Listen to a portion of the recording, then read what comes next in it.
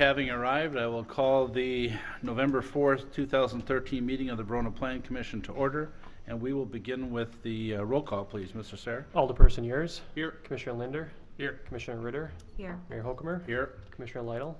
Here. Commissioner Heinzen. Here. And Commissioner Horsfall is excused and absent. Thank you, Mr. Sayre. We do have a quorum. We will proceed with the meeting. Next on the agenda is approval of minutes from the October 7th meeting, and those minutes were included with your packet. What is your pleasure? Motion approved. Second. We have a motion by Mr. Linder, second by Mr. Yurs to approve the minutes. Were there any additions or corrections to the minutes of the previous meeting? Seeing none, all those in favor signify by saying aye. Aye. Opposed, no. Motion carried. Next, we do have one public hearing this evening. I would accept a motion to open the public hearing. So moved. We have a motion by Mr. Yurs, seconded by Ms. Ritter. All those in favor of opening the public hearing signify by saying aye. Aye. Opposed, no. Motion carried. We are in the public hearing stage. Mr. Sayre, would you provide the background, please? This is a conditional use permit amendment to the Epic Systems Corporation group development to allow for the construction of Campus 4, which will contain 5 office buildings located at 1979 Milky Way. This request is to amend that group development, and what a group development is it's a parcel of land that has multiple buildings on it. And anytime that Epic's group development is amended, it requires a public hearing and requires an amendment to the conditional use permit. That's what we're here for tonight. This is a recommendation to the council. Thank you, Mr. Sayre. Is there anyone from the applicant that wishes to speak at this time before we have the public hearing? Okay, I'm not seeing any. Is there anyone from the public that wishes to speak under the public hearing stage? Anyone from the public that wishes to speak on this agenda item? Going to third and final time. Anyone from the public that wishes to speak on this agenda item? Seeing none, I would accept the motion to close the public hearing. We have a motion by Ms. Ritter. Is there a second?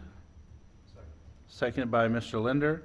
All those in favor of closing the public hearing signify by saying aye. Aye. Opposed, no. And that motion carries. So now we are on agenda item 4A. Mr. Sayre, if you would, please.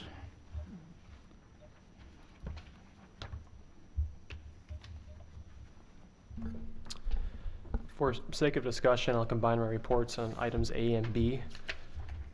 As stated previously, Epic is proposing to construct 5 office buildings located north of their existing Campus 2.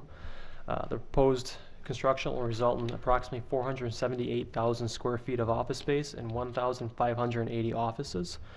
It will contain 5 buildings. The construction would be phased with the front 2 buildings here, buildings 1 and building 2, being constructed kind of concurrently with the food service building, and buildings 3, 4, and 5 would be constructed after the parking ramp is completed.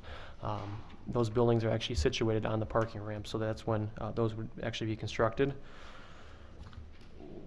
From a bulk requirement standpoint, it does conform to all the setbacks. One item to note is that the buildings do have some architectural features to them that will create some necessary for some height exemptions, which is allowed in the conditional use permit process. This was discussed at the last Plan Commission meeting as well, and those heights are outlined in my report. One thing we did have Epic take a look at was sight lines from the adjacent neighborhoods. The first one that we kind of said, we'll take a look from the Meister Park. This is the new park that's being constructed out there, and this is one of the highest points in the neighborhood. So the picture on the screen right here shows looking towards Campus 4, and obviously with the new berm along Meister Drive. And what they did was superimpose what the buildings would look like on there as well, with landscaping. The area in the yellow in the far distance, that's Campus 2, or excuse me, Campus 4. That's the new campus that's being proposed. So it'll be not visible very much at all from the neighborhood.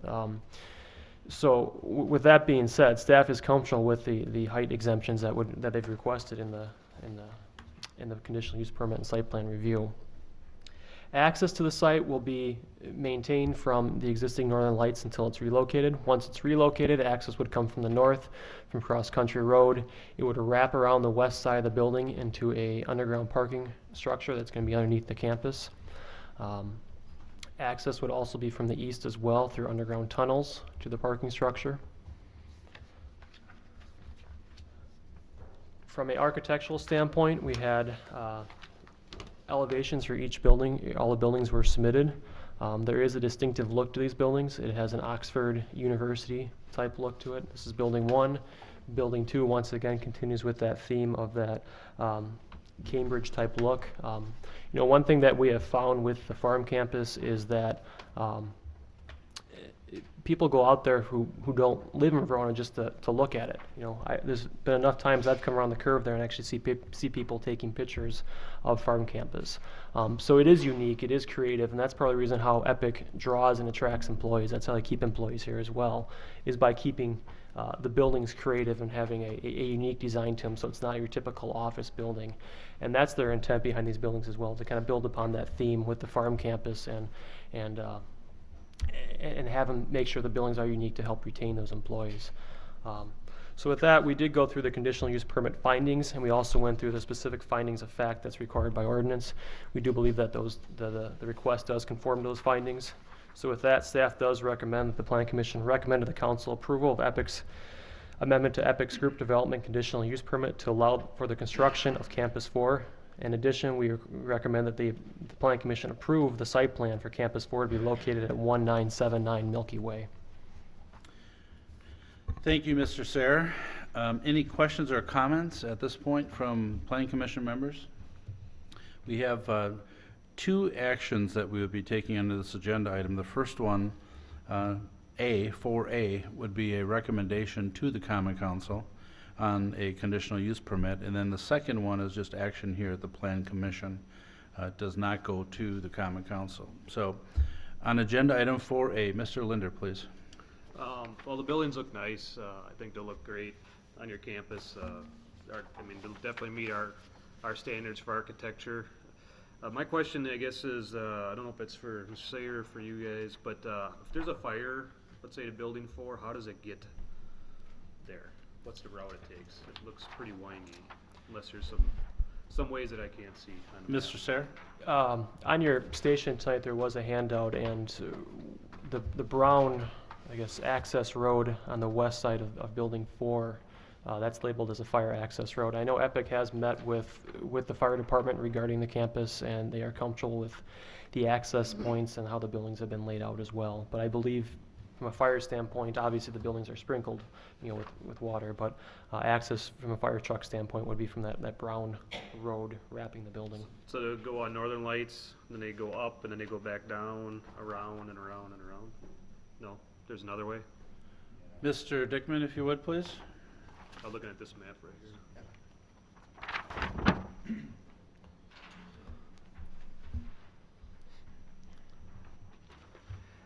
They could get there a couple of different ways. They could come in off Northern Lights, and just to the north of the berm, you can see an access road in off of Northern Lights if you're coming from the south. You can come in that way. You could come in from cross country and head around on the reroute of Hubble, or you could come in from the south and come in on the west side of the campus. As Mr. Sayre mentioned, the heavy brown line around the campus 4 buildings, and you can actually see the outline around the proposed area for Campus 5 where the ramp would be. Those are all fire access roads. We've worked closely with the fire department to make sure that they're the proper width, can carry the weight, and they're close enough to the buildings but not too close to the buildings to meet their needs. It's something that, you know, on any one of our projects, we work very closely with the fire department to make sure that they're comfortable with the access routes and that they have a number of ways into the site. Go ahead, Mr. Linder. So are there more routes than just shown on here? It looks like some of these are dashed. Are those potential routes? Like just to the north of Building 5, there's a little dashed route? That's access into the parking structure itself.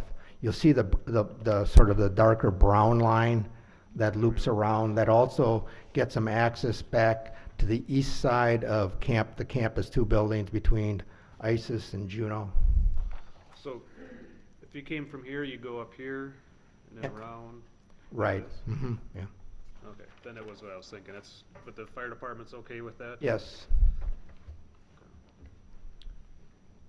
Okay, further questions or comments? Mr. Lytle, please. Thank you, Mr. Mayor. While we have you up there, I'll go through my 2 questions quickly, and maybe Mr. Sayre is the one to address these, but just verifying that all the buildings within Campus 4 do lie within our current urban service area, Oh, yes. so that's a non-starter. And then I see that annex is noted to the north side of Campus 4. Is that the relocated? No, that's the current contractor building. And what is that able to stay in its current location for Yes. Campus 4 and 5 construction? Yes, well, we're building, yes. Great. That's it. Thank you. Further questions or comments for either staff or for Mr. Dickman? Mr. Linder? If it is approved, between tonight and the council, is it, what's the timeframe? If it's approved tonight, it goes to the council next Monday. We plan to start moving soil for the parking structure, for the food service building, and for these buildings sometime in November of this year. Do you know when you might be done? Depending upon how fast the contractors go, probably late 2014 or early 2015.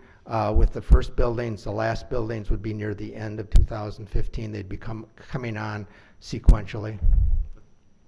Thank you. Further questions or comments? I know these issues really aren't new for us. We've heard them before. Not seeing any questions or comments. Are there any motions to be made at this point? Again, the first item is a recommendation to the Common Council. Mr. Yurs? I'll move to recommend the approval of the conditional use permit amendment to the Epic Systems Corporation's group development to allow for the construction of 5 office buildings located at 1979 Milky Way. We have a motion by Mr. Yurs. Is there a second? Seconded by Mr. Heinzen. Further discussion on the motion? Again, this is to recommend to the Common Council. Seeing no further questions, I will call for the vote. All those in favor signify by saying aye. Aye. Opposed, no. And that motion carries. So that will be on the council agenda for next week, Monday. Next, we have a site plan review for Epic Systems Corporation to construct 5 office buildings located at 1979 Milky Way. Is there anything to add, Mr. Sayre? No. Okay. Further questions or comments? This is just action by the Planning Commission. Mr. Lytle? Thank you, Mr. Mayor. I'll make a motion to approve the site plan as presented for the 5 office buildings for Epic Campus 4 at 1979 Milky Way. We have a motion by Mr. Lytle. Is there a second? Seconded by Ms. Ritter. Further discussion on the motion? Seeing none, all those in favor of the motion signify by saying aye. Aye. Opposed, no. Motion carried, and the site plan has been approved as well. Thank you. Next, we are on agenda item number 5, which is discussion and possible action regarding a certified survey map that divides one parcel into 2 parcels located on Country View Road and identified as parcel 286/0608/172-8001-2. Mr. Sayre, if you would, please.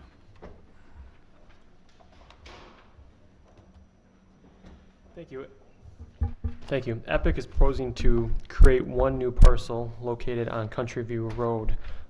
Currently, Epic owns all of what is shown on the map or the drawing here is Lot 1 and Lot 2. They're proposing to divide Lot 2 off and swap some lands with an adjacent property owner. Carl Dvorak owns 3 lots that are just south of here. And what Epic is proposing to do with Carl is swap Lot 2, which is being created here, with his existing 3 lots that are located in the town that are south of this parcel. The purpose of that CSM is there is I believe a swale that runs through those 3 lots to the south. Epic would just like to have ownership of that area because some of their land is being drained through there. So to kind of even out the land swap, they're proposing to basically create Lot 2, which is the same size as what the land they're getting, swapping with Carl Dvorak. Staff has reviewed it. We have no concerns with it. It meets all the requirements, and it's consistent with the RA zoning requirements. And with that said, we recommend, the Planning Commission recommend to the council approval of the certified survey map located on Country View Road and identified as parcel 286-/0608-172-8001-2. You've heard the explanation from Mr. Sayre. Questions, comments, or any potential motions? Mr. Lytle? Could we clarify that all of these lands are currently located within the city? Some of them are, some of them are not. So are we doing some sort of extraterritorial review, or how does that work? Mr. Sayre? Lot 1 and Lot 2 are located in the city, so that's the survey before us. But as the purpose behind this is that they are swapping some lands with the property owner to the south, who is located in the town. Those lands are not being divided at all in the town. Epic will be acquiring that property, but the CSM is just for lands located within the city. Perfect, thank you. Further questions, comments, potential motions? Any potential motions? Mr. Yurs? I move, can you turn your mic off? I think that's what's making them. Move to recommend to the Common Council to approve a certified survey map located on Country View Road and identified as parcel 286/0608-172-8001-2. We have a motion by Mr. Yurs. Is there a second? Seconded by Mr. Heinzen. Any further questions on the motion? Seeing none, all those in favor of that motion signify by saying aye. Aye. Opposed, no. And that motion carries. Next, we are on agenda item number 6, which is discussion and possible action regarding a certified survey map that divides one parcel into two parcels located at 210 Gilman Street. And again, if we were to take action on this, this would be a recommendation to the Common Council. Mr. Sayre, if you would, please. The applicant is proposing to create two new parcels located at 210 Gilman Street. The purpose of the CSM is to create Lot 1 so a future buyer can purchase it and construct a single-family home on it. Currently, this is all one parcel of land, and like I said, the purpose is to subdivide it so someone can build a single-family home on it. Staff has reviewed the CSM. It does conform to the minimum lot size for the zoning district, which is 8,000 square feet. It is also consistent with other lots within the neighborhood. One item of note is that as a condition of approval, we recommend that the CSM, that they add a reference to the section corner and have state plan coordinates listed on the CSM. The applicant is aware of that and is comfortable with that condition. So with that being said, staff recommends the Plan Commission recommend to the Council approval of the CSM located at 210 Gilman Street with the condition that one corner of the CSM shall be referenced to a section corner and have state plan coordinates listed. You've heard the explanation from Mr. Sayre. Questions, comments, potential motions? Mr. Linder? I'll make a motion to approve the certified survey map that divides one parcel into two parcels located at 210 Gilman Street. We have a motion by Mr. Linder. Is there a second? Second. Second by Mr. Yurs. Questions or comments? Ms. Ritter, please. I think we need to, I'd like to amend. We forgot to put in that, the reference, sorry. We forgot the reference to the certified map for the corner, right? There's one condition that was recommended. And that was not included in the motion? 'Cause I know I read it before, and I thought it was in, but if not, so you want to move to amend? Okay. We have a motion by Ms. Ritter to move to amend the motion to include the one condition. Is there a second on the motion to amend? Second. Seconded by Mr. Linder. Further questions and specific on the amendment to add the condition? Can we just accept that as a friendly amendment? We could, but according to parliamentary procedure, if there is an actual motion, then the motion is on the floor. And so we could, but we can do it this way as well. So this is on the motion to amend to add the condition. All those in favor of the motion to amend signify by saying aye. Aye. Opposed, no. And the amendment passes. We're on the main motion. Thank you, Jeannie. We're on the main motion. Any additional questions or comments? This is the main motion as amended. Mr. Lytle, please. Just to double check to see, Jack, did you, your motion was a recommendation to the council to approve it? Is that, Yes. just to clarify? Thank you. Okay, so we're on the motion as amended. Seeing no further questions, all those in favor signify by saying aye. Aye. Opposed, no. And that motion carries. Now we're on agenda item number 7, which is discussion and, well, actually, we'll have discussion and we're not suggesting any action. Initial review of a proposed 5,742 square foot restaurant to be located at 710 East Verona Avenue. And Mr. Sayre, if you would provide the background, please. Thank you. This is an initial review for a proposed restaurant located on East Verona Avenue. If you recall, from 2011, there was a restaurant proposed actually east of this site. I think it was called Murphy's Restaurant. That never moved forward, but tonight the applicant is here requesting a similar proposal for the spot, I guess, on the opposite side, on the west side of this property. So staff has reviewed it from an initial standpoint. They do provide a 25-foot setback for the restaurant. There's also a front deck that is located in the front of the building. That is set back only 9 feet from Verona Avenue. So staff has asked them to modify that. There is a minimum setback in the zoning district of 15 feet. That's something the applicant's going to take a look at and possibly make some changes to.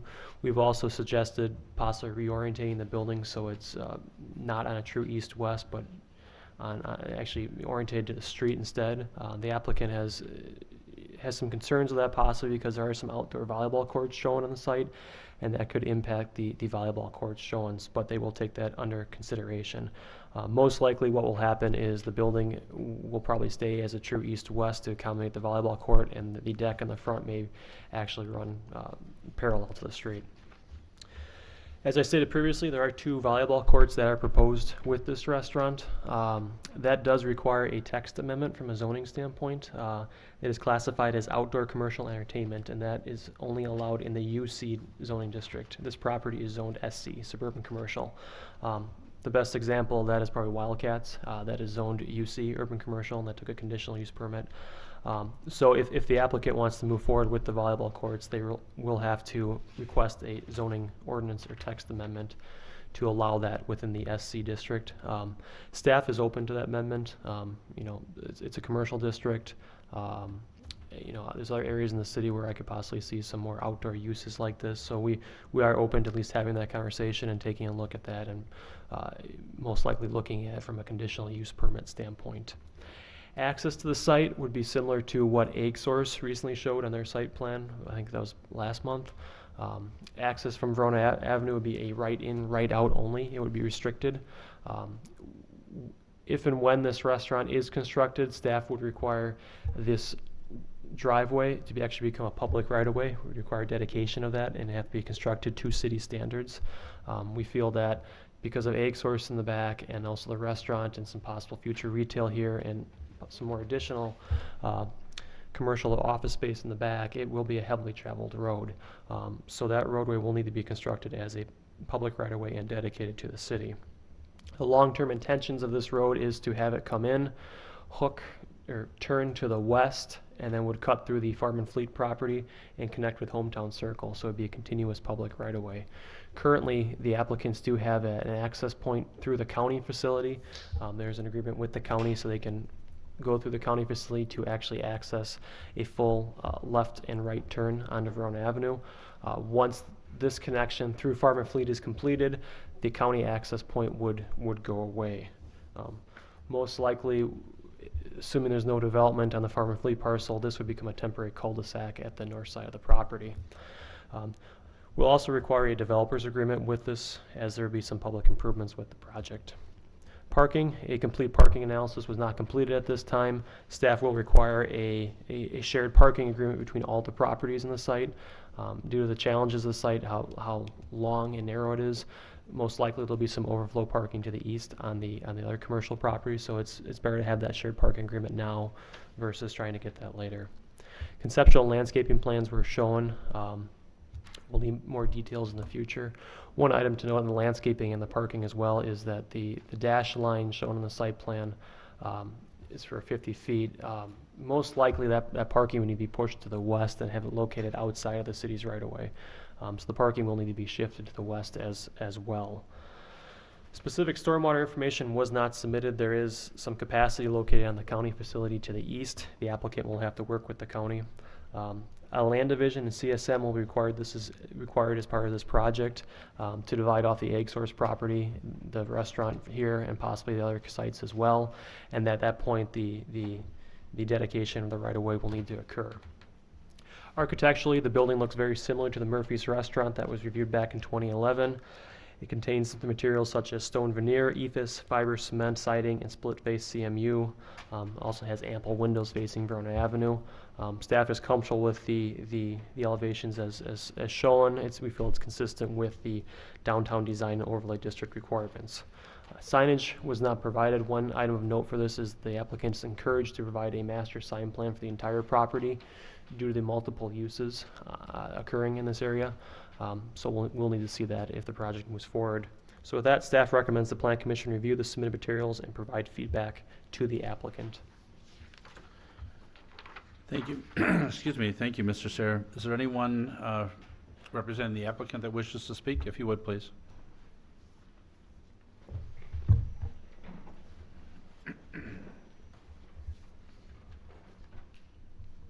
My name is Jerry Berkwin, and I'm with Dimension 4 Architects, and we're the architects working with the applicant. We also did work with the Murphy's Restaurant next door, so we kind of knew the site and what's going on there. Maybe just a couple things.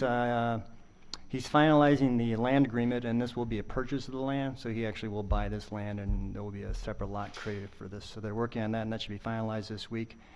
The restaurant itself would be similar, I think, in character to what Murphy's is trying to do. So it's more of a neighborhood type of restaurant, taking advantage of the athletic fields across the street and the families and activities there, as well as the bike path and the pedestrian paths on that.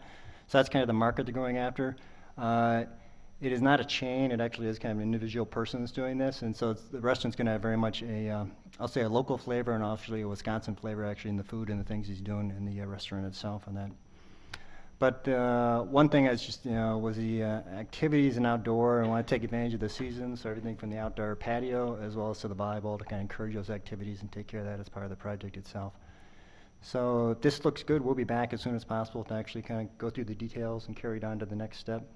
But no, they're very excited. I think it's got a lot of potential, and I think with that, the office building going in the back and if a hotel or something else goes back there, it seems like a pretty good fit for that area at this time.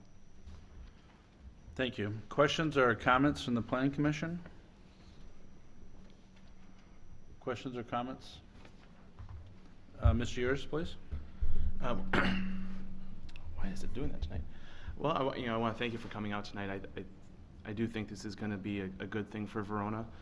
One of the things you always hear about is Verona needs more restaurants, more sit-down places. I like that you're talking about it being family-friendly, with it being across the street from the sporting fields. I like that it's near the bike trail. We're getting things on both sides of the city now on the bike trail, accentuating one of Verona's great features.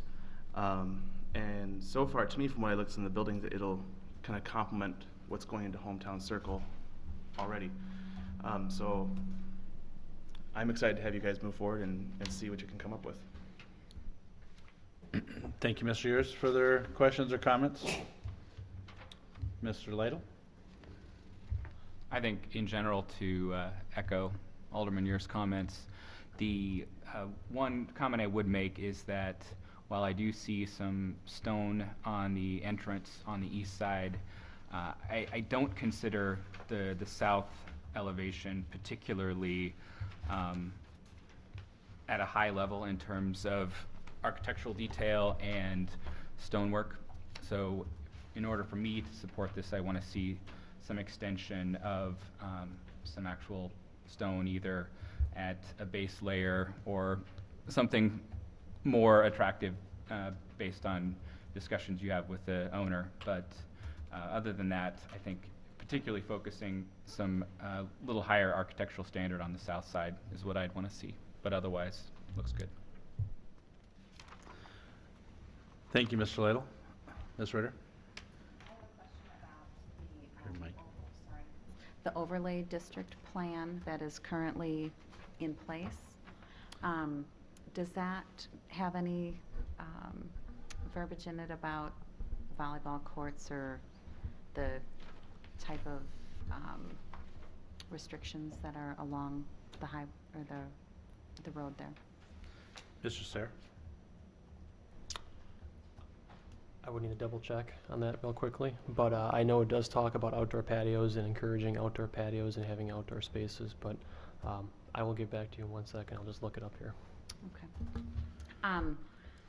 My comments about the building are very similar to Mr. Lytle's. I would like to see a little bit more stone or brick. You have stone on this building. I think it's a very attractive looking building. I think you're on the right track. My concern is, what I would like to also see would be an agreement with Farm and Fleet that that road would be part of the agreement of the purchase. My fear is that that wouldn't happen, and I'm not sure the county wants a long-term exit coming off of that with the traffic coming across there. It will be going across the bike trail temporarily, correct? Correct. Okay. And the more that property gets built out, the more traffic would go across that bike trail, and I would think that that would be problematic. Is the building plan to stay one story? I'm thinking that I read somewhere that there's a possibility of something on a second floor. Is that not true? The plan actually right now is it will be a one-story building. We are looking at the height of the building, use some glass, and quite honestly, outside patio, there's some talk about that. Well, could we even work some patios or something, maybe at a little different level too? But that's kind of all being fleshed out right now. Okay, all right. But we do understand we want to have a little more height on the building. That it can't be a one-story building. You need to kind Mhm. of pull it up a little to have a bigger presence along the street. Mhm. Okay. And I guess my final one on the volleyball courts, I'm not a huge fan of being able to see them from the street. Okay. Mr. Sayre? Sure. The downtown overlay district prohibits a variety of uses, but volleyball courts are not listed as one of those. It includes tattoo parlors, body piercing, payday loan establishments, but it doesn't say volleyball courts, doesn't address outdoor entertainment of any type. It talks about creating a vibrant and functional, economically viable and attractive commercial downtown area, but it doesn't get into volleyball uses or outdoor recreation type uses in the district. Thank you. Thank you, Mr. Sayre. Additional, Mr. Linder? I'd kind of like echo a little bit on the west, or the view from the south to get to one wall. I think just needs to be broken up a little bit. You know, if they're talking about some different brick or stone, something to break that one side up a little bit. Is there rules on the height of the fencing around the patio for that? For some reason I'm thinking it needs to be taller than what is shown. Mr. Sayre? It does need to be a minimum height from a if they're serving alcohol out there, which I believe is 42 or 48 inches, about 4 feet.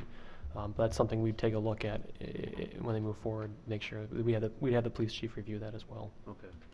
What are the sign requirements for that area? Can they have a monument sign, or I know you're talking about a group sign plan. My recommendation would be obviously to allow some wall signage on the actual building itself. Then I'd also recommend one monument sign for the 4 users in that development. Probably some type of group monument sign that would show the restaurant's name, would have Egg Source on it, would have the other retailers as the east, and also whatever else goes in the back. I would just say one monuments type sign. I personally don't have any interest in seeing 2 or 3 or 4 different signs out there. I think one nicely done sign that kind of fits with the whole project would work. Similar to the Farm and Fleet one, just one sign out there. Mr. Linder? And then the other parcel to the east of it, is that potentially a restaurant as well? There, I'm thinking about shared parking reasons. Yeah, actually, I'm not aware that they're looking at restaurant use in that right now. I think it's actually more commercial retail type of functions rather than restaurant use at the moment, you know, that they looked at that. Actually, I think they looked at similar tenants, which are kind of going up the street, kind of next to the Dairy Queen, the other building it's going now, so it's kind of smaller retail, commercial type of tenants that'll serve the people out there. Okay. Well, I know Mr. Sayer put in there that, you know, he'd like to see some shared parking. I think that'd be awesome, if we can share as much parking as possible for these two sites. It does look a lot like the Murphy's Hideaway Restaurant. I remember that one, there was a different level, like there was like 2 levels on that one. And Yeah, the so- grades kind of dropped off from that one, so it actually kind of was more kind of building into the grade. Part of it is we're just kind of getting into the project now, so we kind of knew the Murphys from before. It's kind of like the character looking at, so we'll detail things out, and as the floor plan starts to get created more, you know, the windows and the use of stone and those things we can bring Would- into this project. For that one, didn't they have some terrain issues that's why you had Yeah. say that's not an issue anymore? No, that's the one, well, that one, the corner dropped off down toward the bike path, because that's where the underpass was there. So in the old former Murphy's one, it would drop down quite a bit on that side. So it's so- on this side of that? Yeah, so Ah, we're on the other gotcha. side of that. Gotcha, okay. Couldn't remember that. All right. Thank you, Mr. Lunder. Other questions or comments? I would just echo the comments that have been made so far. I agree with everything. The thing I was going to point out, and it was said by numerous people, was the appearance of the south elevation looking from Verona Avenue. And I think you can do something to spruce that up. Anything else? Any additional feedback we want to provide this evening? I'm not seeing any, so we look forward to seeing you again in the future. Thank you. Thank you very much.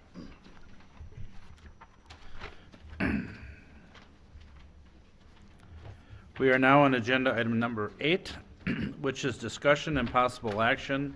If we take action, this would be a recommendation to the Common Council as well, on a general development plan review for a proposed planned unit development on lots 23 and 24 of the Prairie Oak subdivision to allow for the construction of 108 apartment units and 111 senior housing units.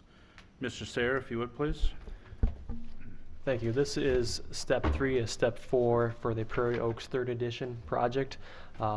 This project was actually before the Plan Commission at last month's meeting, and there were some concerns about the phasing of it. So between the Plan Commission meeting and the council meeting, staff did meet with the developers and asked them to take a look at the phasing and see if there could be any modifications that could be made to it. And those have been included in your packet, and I can discuss those in a minute. What a plan development is, I guess I can briefly touch on that again, is a plan development is a process that allows for exemptions to the zoning requirements through the plan development process. This is in step 3 of step 4, the general development plan. If this moves forward, there still would be another step in the process, which is the precise implementation plan. That's the final step. But tonight here we are at step 3. As kind of shown on the screen here, the change the applicants have made is they've broken the project from 3 phases into 4 phases.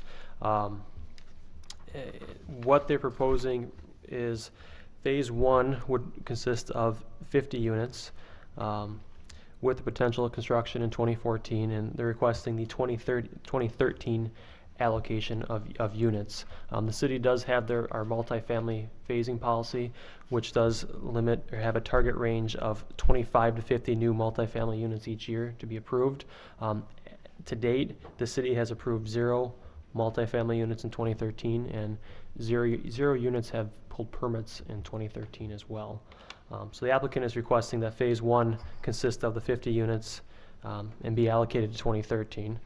Phase 2 would consist of 26 units and would count towards the allocation in 2014 and could potentially be constructed in 2014. Phase 3 would consist of 32 units, and they're proposing to have that allocated to the 2015 allocation with a potential construction in 2015. And then phase 4 is the senior component with the assisted living, independent care, and memory care facility. Construction and potential implementation of that is unknown at this time. The applicants are requesting flexibility in that to bring that on board at any moment, at any time they can. One of the exemptions allowed within the policy is for senior housing and facilities such as the one in Phase 4. So the applicants are requesting that the units within that phase do not count towards the multifamily policy, and also requesting that they have the ability to bring that project forward possibly sooner than later. So they're requesting that as well as part of this process. So staff has looked at it, and we're comfortable with the phasing plan as submitted. I think one thing for the Plan Commission and the council to consider is if this is to be approved, and especially looking at the allocation in 2014 and 2015. I anticipate still having interest from other developers to do other projects in the city, and the question, I guess, the Plan Commission and Council is, if you approve 26 units for the 2014 allocation and 32 units for the 2015 allocation, are you willing to go over that 50-unit allocation if developers come in and ask for other projects? It's kind of out of the scope of this project, but it has larger policy implications from my standpoint, from a staff standpoint. When I work with developers, I just would like to hear some feedback on that as well as you talk about this. I think one thing to point out with this project is that it was previously approved as a plan development in 2005. It expired due to the economy. There were 2 buildings that were constructed. Those are the condominiums along Enterprise Drive. But the previous approval did have the same number of multifamily units within that project. One item of note also for the apartment units in this project is that they're going to be high quality.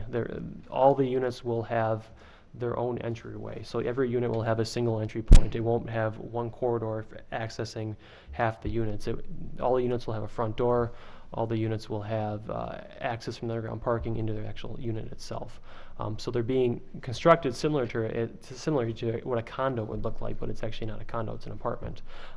So there will be some high quality construction with this project. So I guess with that, staff does recommend, the Plan Commission recommend to the council approval of the general development plan for the 3rd edition of the Prairie Oaks development. Thank you, Mr. Sarah. Are there any questions or comments? Mr. Yurs, please. I guess, first of all, I would like to say that I think it is time that we as the Plan Commission and as the city look at that apartment phasing rule and how many we are letting in. I think we should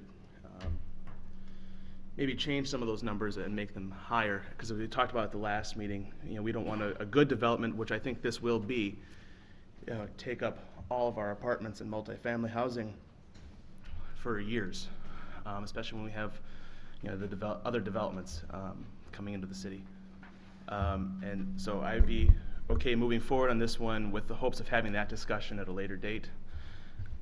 Since the developers are here, I would just like to mention a couple things. If there could be some sort of barrier put up between where the condominiums are to where the apartments begin, some kind of foliage or green space, as well as in some of those longer parking lots, if it'd be possible to break those up with some sort of green space as well, median type things. Thank you, Mr. Yurs. Other comments, questions? Mr. Lytle, please. Well, I believe that last month some of my concerns were shared. Thank you, Mr. Sayre, for that. I base my concerns primarily on the work that a group of Verona citizens completed subsequent to 2005 related to the city comprehensive plan, and that was about 16 or 18 months worth of work, during which we looked at a variety of approaches for having a good variety of housing stock in the city. And at that time, that group was unanimous in looking at trying to distribute multifamily throughout the city rather than concentrating it all in one particular area. So while I realize that we're moving the bar somewhat, that bar was moved based on some very careful consideration and goals that quite a few citizens in Verona shared. And for that reason, I'm not comfortable supporting this at the scale that you're currently proposing. So if you would want to look at changing the breakdown to something like 60 units in the non-senior area and increasing the senior housing accordingly, That's the sort of change that I need to see to feel that this is consistent with the city comprehensive plan and the goals that we've established. And I would be happy to work with you on that, but obviously you have other plan commission members and other city council people to discuss that with as well, but just to share my rationale.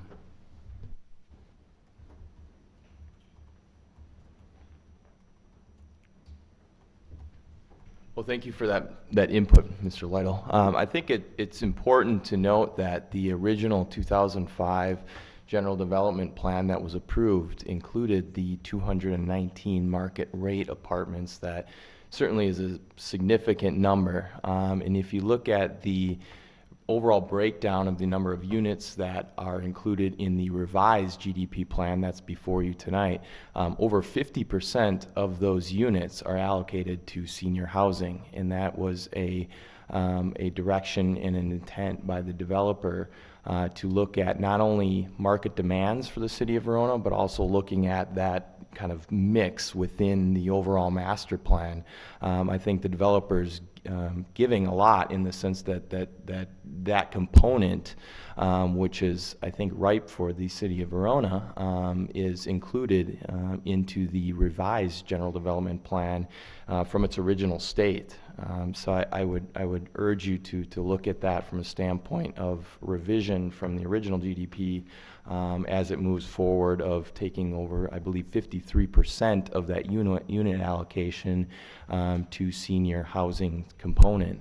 And as Adam mentioned, I think it's important to note that the approach from the development team is a high quality development construction approach. This is not your standard stack floor plate multifamily apartment complex. This is a true urbanism model, a condo development model that has a front door, that has points of access, that is condo-oriented development, and looking at the long-term hold of this development and kind of breaking the traditional model of multifamily apartments.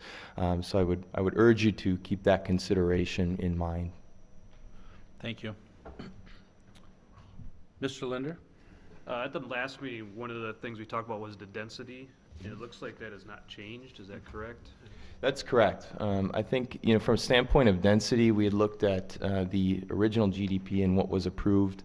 And again, that's the senior component coming into play in looking at the full senior phase component in the kind of traditional design style that's associated with that, in that will be larger and more of, instead of 4 to 5 buildings of high density development, it will be one larger complex. I think it's also important to note in the GDP that the phase 1, 2, and 3, including the senior component, if you were to remove the condos from Sawgrass that were developed, I believe, in 2007, 2008, if you were to remove that from the equation, the density is actually under 12. It's 11.97. If you were to include the condo development, the 2 buildings that were developed in the overall full Prairie Oaks development, that's when you arrive at the 12.43, which was the original 261 units that were approved in the original general development plan in 2005.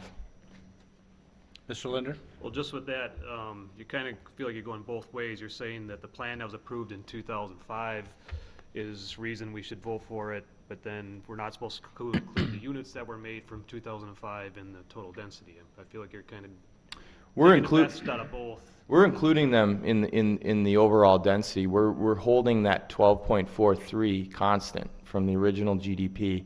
I made that mention knowing that phase has been completed, and looking at the latter phases and what that would entail if that were to be not inclusive of the phases that we're coming forward with now.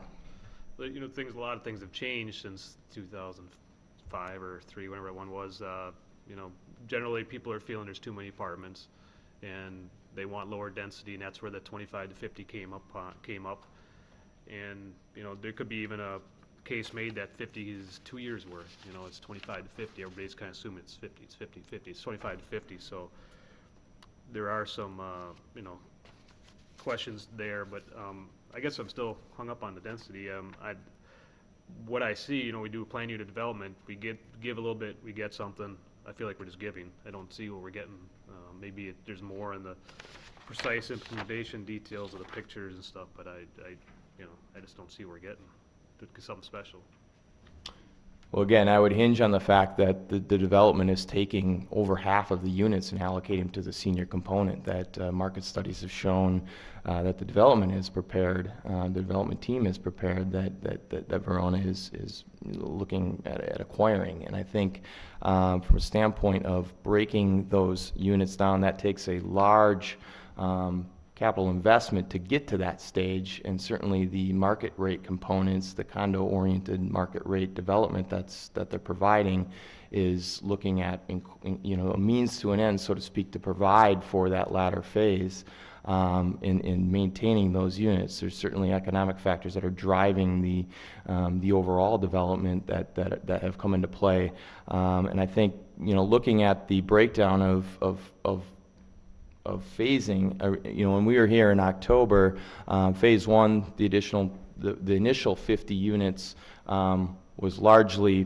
receptive and comfortable. I believe the Plan Commission made a number of comments that they're comfortable with phase one, and that was the intent of the development team, to take the phase two and phase three and bring them substantially under that 50 unit allocation for 2014 and 15 moving forward. Mr. Linder? Well, the comments also last month was get the density under 12, and that didn't quite happen. The other thing I'd say is that where you said we do plan unit development, we expect to get something better back. That's good. Some of these people are complaining about the condos on the bottom are owner occupied, where these are apartments. So there's more give on the city, in my opinion, on that as well. So just a little feedback. Thank you, Mr. Linder. Further questions or comments? Ms. Ritter? I missed the last meeting, and I'm sorry, but I did read about it. A couple comments that I have is similar to what I said, I think it was 3 months ago when this concept first came back to us, was I really like the piece in your plan about the memory care, and I would be interested in, or I would be supportive of moving that part of the phase up sooner than what you have it. I think I'm a little bit concerned about the density also. However, again, what I stated before is that I think in the location that this property is in, I think there might be some ways that we can work together. So similar to what Jack was saying, and that the city gets something in return. One suggestion that I might throw out there for you to consider is some upscale streetscape type additions to it, whether it's the lighting units or whether it's some of the landscaping that Mr. Years discussed. Pedestrian that might scaled help. amenities. That might help.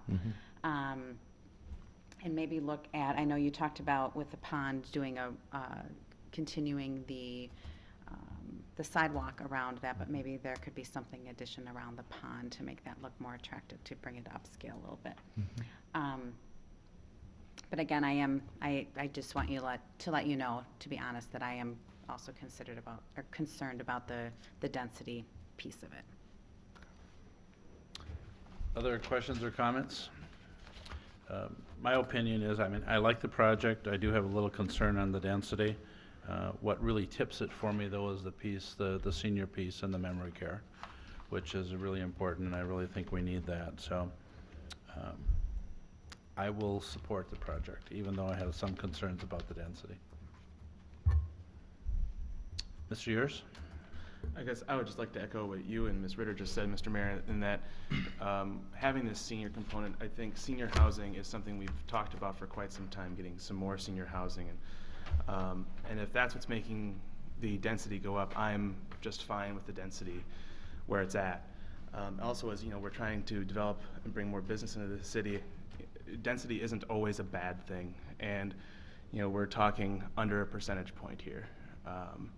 It's not big. And when we talk about other developments that are coming to the city that have had much greater density issues, it hasn't been discussed as much. And so I think we're kind of making a mountain out of a molehill with the density issue, especially in this location, like Ms. Ritter said.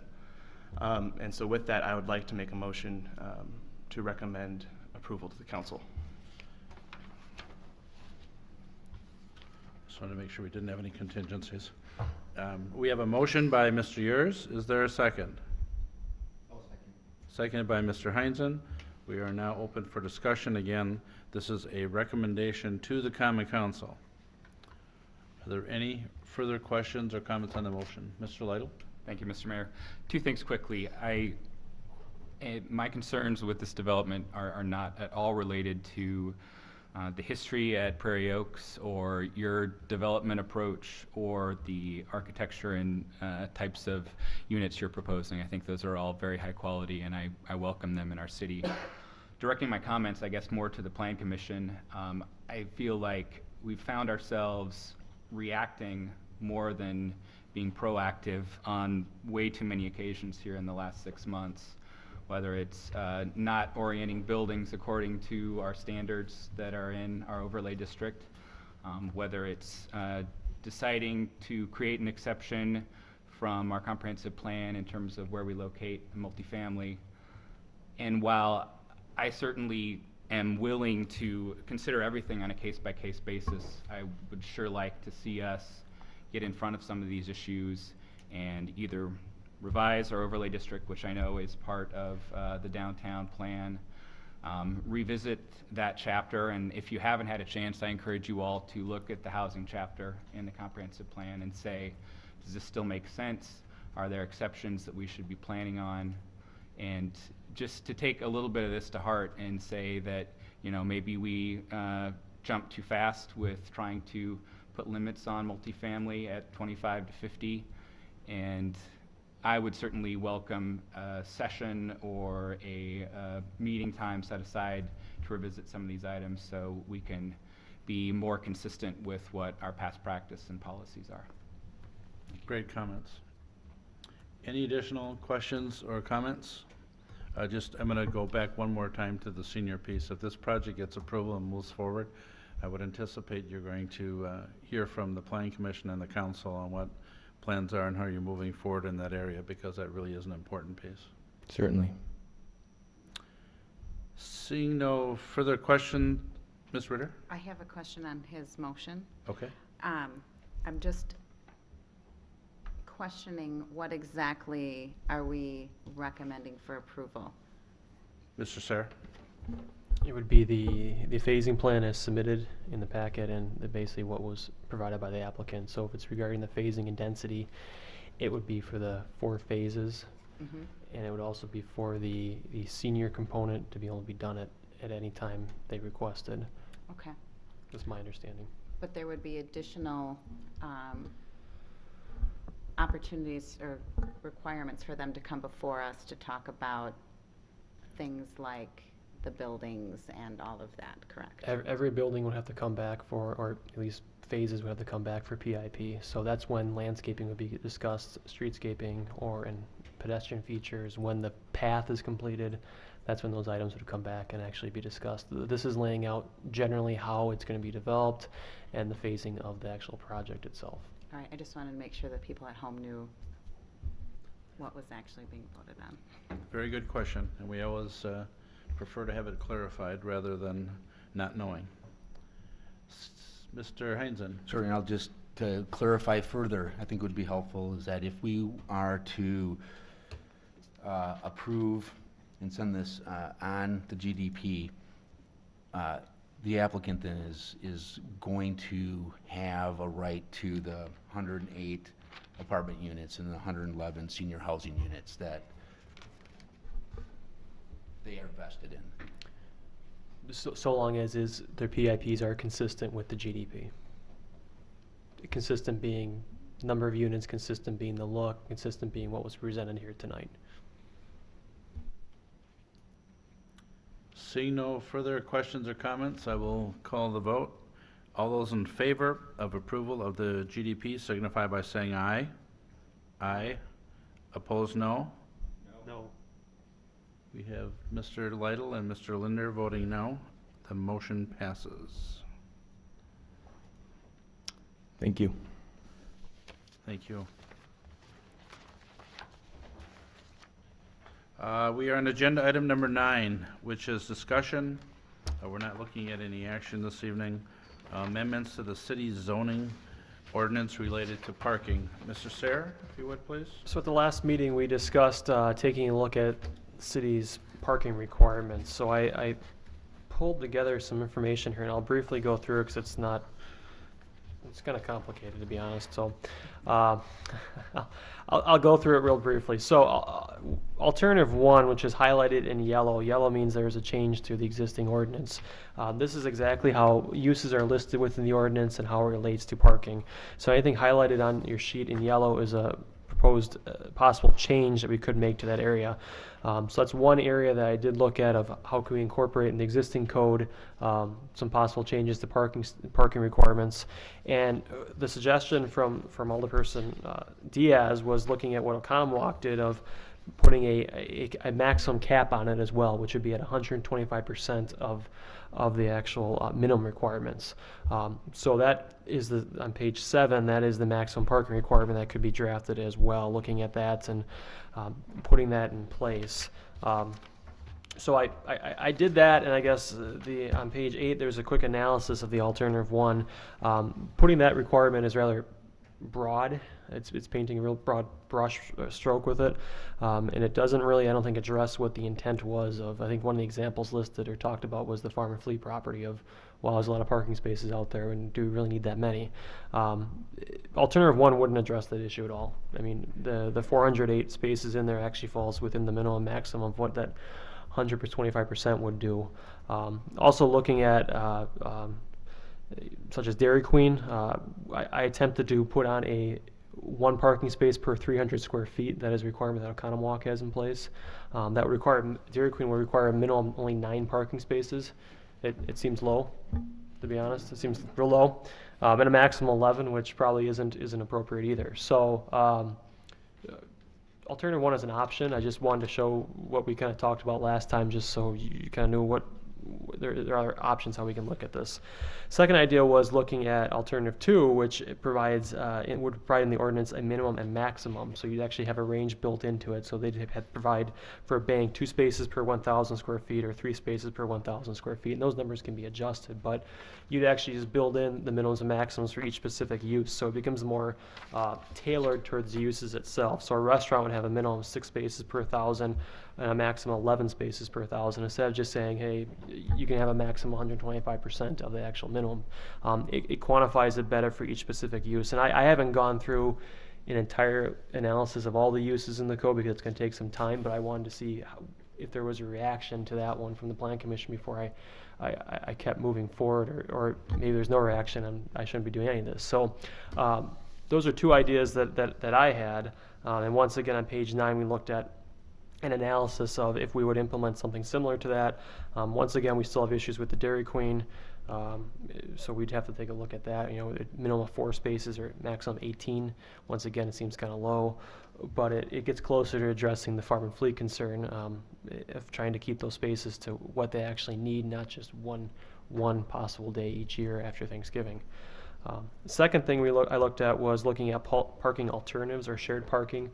We have some language in the existing ordinance that we use, but just trying to clean that language up and make it a little clearer for developers when they come in, that they can do shared parking with surrounding property owners, putting some requirements in place, some distance requirements, looking at which activities would qualify for that as well, just trying to make some clearer language in that.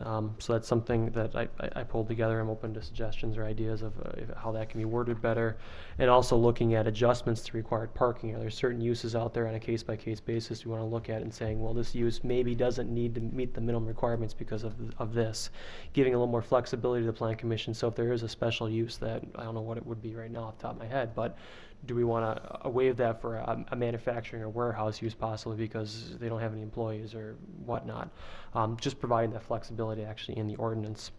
And then I also propose 3 other changes: repealing a joint parking facilities section of the ordinance. That's the shared parking requirement. We just repeal that outright and possibly replace it with something else. Currently, the ordinance has a section for a fee in lieu of parking in the downtown district. I'd recommend eliminating that. There is no fee, so there's no reason having it there. And then finally, clarifying some language that properties within the downtown, the CC district, do not have to meet the parking requirements. That's already in the existing ordinance. It would just clarify that and make that clearer as well. So I guess it's a bunch of stuff to look at. If you have any suggestions or ideas, you're more than happy to let me know. If you want to talk about it, that's fine as well. And I think Bill has something to add too. Mr. Burns? Yeah, Mr. Singer and I did discuss this prior to the Plan Commission meeting, and looking at the examples and the alternatives that Mr. Sayer went through, one of the suggestions that we had is that we may need to, regardless of which alternative we follow, have a break for small projects and large projects because of the way the numbers fall so differently. And I think it's really exacerbated on the Dairy Queen example, where you have a fairly small building, but there's a lot of people that can be in there at one time generating the parking demand. And we haven't identified yet where that cutoff would be, but I think that's something that we may need to consider of having some different tiers based on the sizes of the project. Mr. Sayre? And part of the thing with restaurants too, the intent of, right now we base parking in restaurants based upon the number of seats. And the challenge is, and I think the good example is the Hometown Circle development of when that one comes in, they know some users as they come forward, but they don't know all the users. So they're still trying to lease about 3,000 square feet of space out there right now. So it's the dilemma of, do you let them provide more parking because you know there could be a restaurant or something coming in there, or do you try to limit the parking, and then that will possibly limit the possibility of a restaurant or food establishment ever going in there. So it's kind of a catch-22, and trying to at least quantify it in the sense of, if you have this many square feet, whether it be 1 space per 300 or 6 spaces per 1,000, to quantify it better so you can at least accommodate that when, possibly when existing uses move out, so you actually have a flex space, so you're not dealing with this parking issue of, we don't have enough parking for a restaurant. It's trying to set it up so now we don't have to be asking the question of, how many seats do you think you could have there? And they don't know. They don't have that answer unless they have an actual person lined up. So that was the intent behind some of the restaurant requirements as well, trying to base it upon a square footage, not upon a hypothetical number of seats. Mr. Heinzen? Sure. Adam, I don't know if there's a common answer to this, but are developers generally looking to maximize parking, or are they looking to minimize parking? The rule of thumb is developers try to maximize parking, cities try to minimize it as much as they can.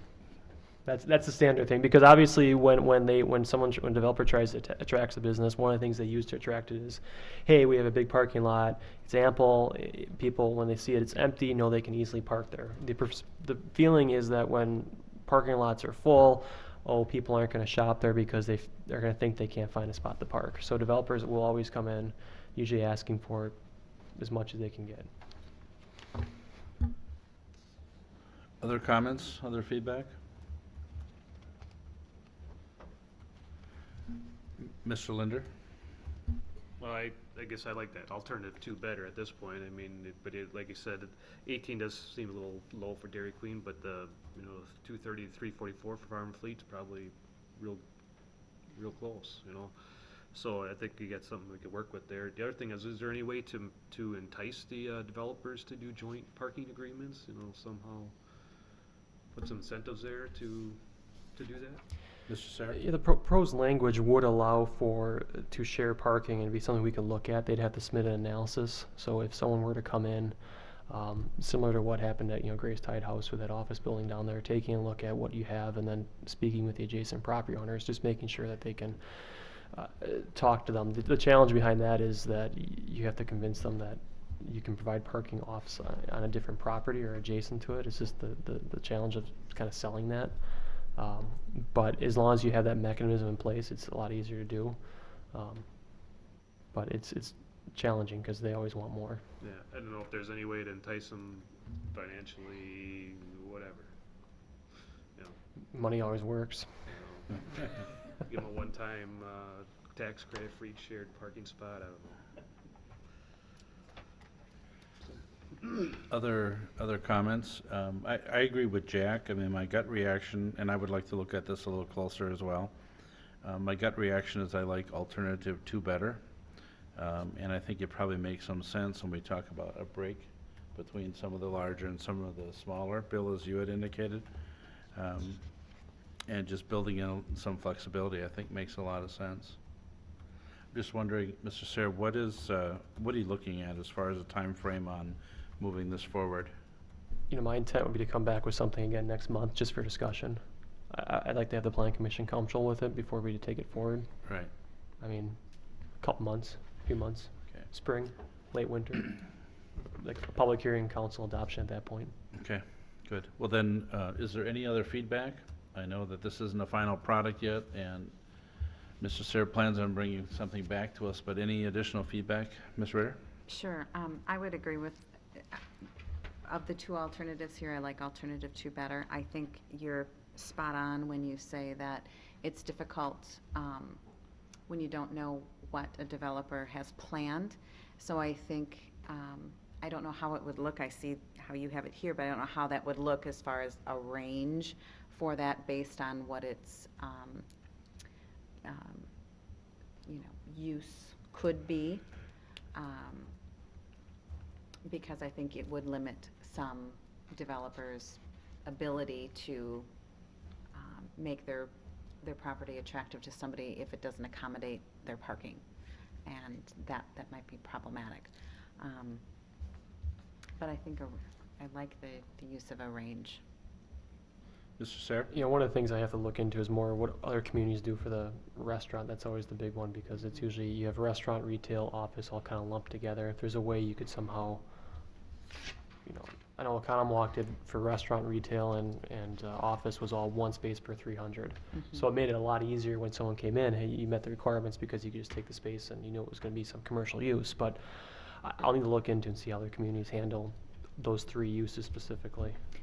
And my other comment would be, you know, it might be a little more problematic to do something like that down in a downtown district where there's limitations compared to a place out by Farm and Fleet where you have a whole sea of, you know, available parking already there.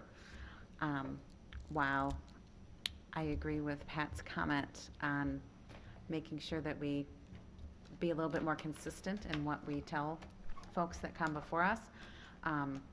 However, I think location is part of the formula that's out there as well. One thing of interest is that the downtown district right now doesn't have any parking requirements. And I assume everyone knows that, so I'm getting nod head. So it's something we want to keep in there, it looks like. Well, I thought when we looked at the optical place, that there was, we recommended that there was some, maybe there's no requirements, but we recommended some, and there was, we talked about how many parking spots were out on the street.